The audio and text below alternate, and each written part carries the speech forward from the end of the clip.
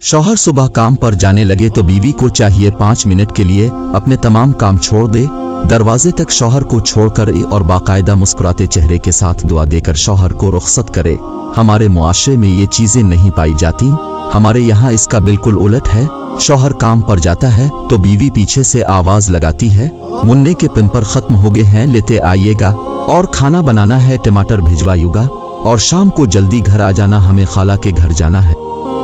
इसके अलावा शौहर की रुखसती के वक्त बीवी या तो किचन में मसरूफ होती है, नाश्ता बना रही है, बर्तन धो रही है, बिस्तर समेट रही है, बच्चों को देख रही है, मतलब वो घर के दीगर कामों में मसरूफ होकर इस अहम काम को दरगुजर कर जाती है।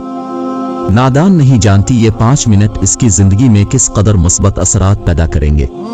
पहले की औरतें बाकायदा इस बात पर अमल करती थीं, इनके शौहर जब काम पर जाने लगते तो दरवाजे तक रुखसत करके आया करती थीं, लेकिन हम चूंकि नई और मॉडर्न दौर में आगे हैं, लिहाजा ये चौचले हमें फजूल मालूम होते हैं, और जब मामलात खराब होते हैं तो रोते फिरते हैं कि हमारा शौहर हमसे दूर हो गया, बाहर रहने लगा है, बाहर दिलचस्पी लेने लगा है, घर देर से आता है, वगैरह वगैरह। इसकी वजह यही है कि हम अमाल से हटकर रस्मी जिंदगियां गुजारे जा रहे हैं। चल रही है, बस चलने दो, चलती का नाम गाड़ी है। मैं कहता हूँ निकले इन रस्मी मामलात से, नी दूर से, मॉडर्न जिंदगी से, फैशनेबल तरीकों से, और अपने बड़े बुजुर्गों के तरीकों को अपना कर जिंदगियां खूबसूरत बिना। लिहाजा पुख्ता अज़्म कर लें, जब शौहर काम पर जाने लगे इसके साथ चलकर उसे दरवाजे तक छोड़कर